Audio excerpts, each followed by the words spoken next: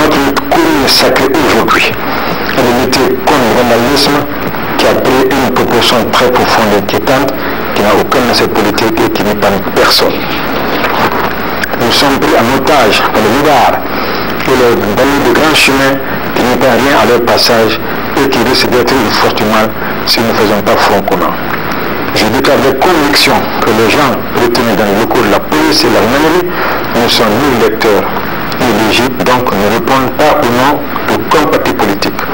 Comment pouvons-nous accepter de se faire diviser par des actes de vandalisme dont les partis politiques et le gouvernement n'en sont pas responsables et dont les auteurs conçus une insécurité, une menace pour chaque Guinéen?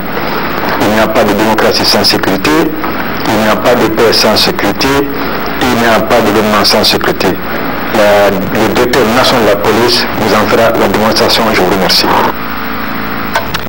La coopération guinéo-libyenne au beau fixe, cette coopération se renforce même davantage. En témoigne le fait de ce détachement de la garde ministérielle, de la garde présidentielle, j'allais dire, qui vient d'effectuer une formation spécialisée à Tripoli.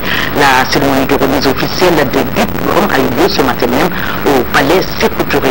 Le reportage de Mamadou Malade. C'est ici, à la place d'armes du palais Sékou Touré, qu'a lieu la cérémonie de remise officielle de diplôme au détachement de la garde présidentielle qui est rentré d'une formation en Libye. En ouvrant la cérémonie, le chef d'état-major général adjoint des armées, le général Aboubakar Sidiki Kamara, a dit que cette formation contribue au renforcement de la capacité opérationnelle de l'armée nationale, expression des idéaux du président de la République par intérim, ministre de la Défense nationale. Ces jeunes qui, nous espérons, ont reçu la formation adéquate soumettront au service de la République de Guinée au sein de ses forces armées. Pour l'ambassadeur de la Libye en Guinée, cette formation est l'un des maillons importants de la coopération bilatérale. Mais c'est aussi résolument engagé à renforcer davantage cette coopération dans plusieurs domaines de développement socio-économique de la Guinée.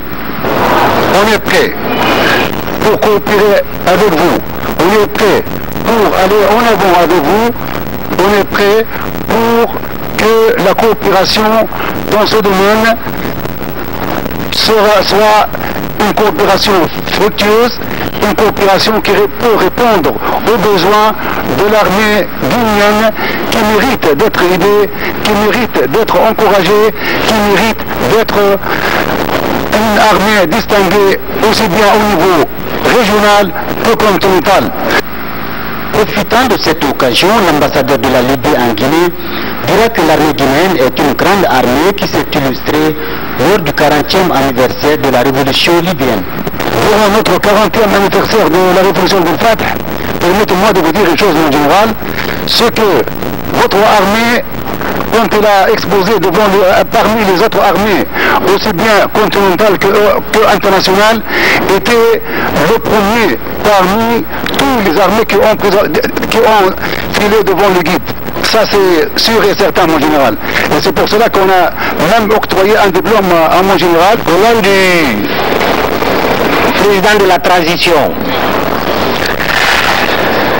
ministre de la Défense nationale, commandant en chef des forces armées, le général d'armée Sekouba Konaté, je vous adresse mes remerciements à tout un chacun. Et ces remerciements vont aussi au peuple libyen qui ne cesse de prendre toutes les dispositions pour renforcer la capacité opérationnelle des forces armées guinéennes. Et plus particulièrement à l'ambassadeur de la Libye qui sert de pont de liaison entre les forces armées guinéennes et les forces de l'armée libyenne. Je dirais aux récipiendaires de faire preuve de patriotisme dans leurs fonctions. Ils ont reçu ces diplômes, c'est pour servir dignement, honnêtement et sincèrement la patrie. C'est se mettre à la disposition de la patrie. Donc à eux, je leur dirais non seulement la discipline face à leur hiérarchie militaire, mais aussi de faire preuve de capacité opérationnelle dans les missions. Le bataillon autonome des troupes aéroportées en abrégé Bata, en collaboration avec le gouverneur de la ville de Conakry, vient de mettre aux arrêts quelques militaires et civils complètement en contradiction avec la loi en vigueur par rapport à l'état d'urgence. En effet, ces malfaiteurs, au lieu d'assurer la protection, la sécurité des personnes et de leurs biens, se sont plutôt livrés à des actes incivils.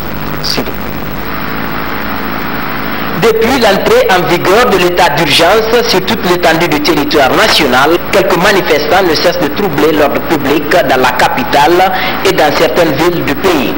À Conakry, ce sont quelques militaires et civils qui ont été arrêtés par le bataillon autonome des troupes aéroportées Bata en collaboration avec le gouverneur de la ville de Conakry.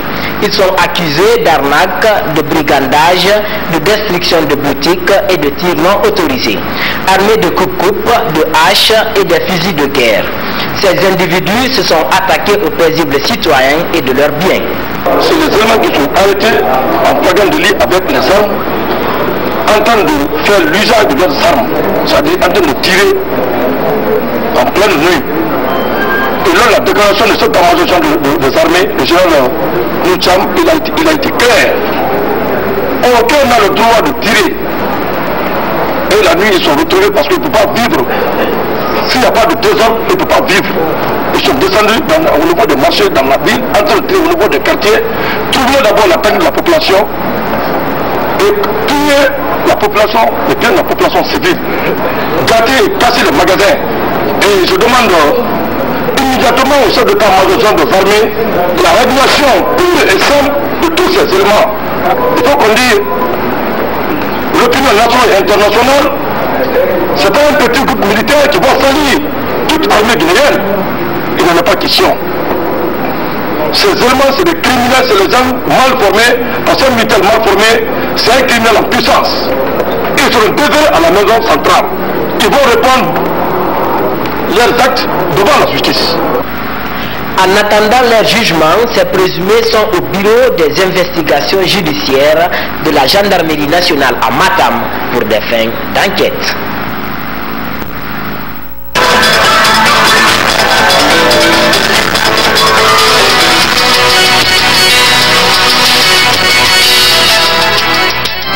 Mesdames et messieurs, bienvenue et merci de regarder la première chaîne de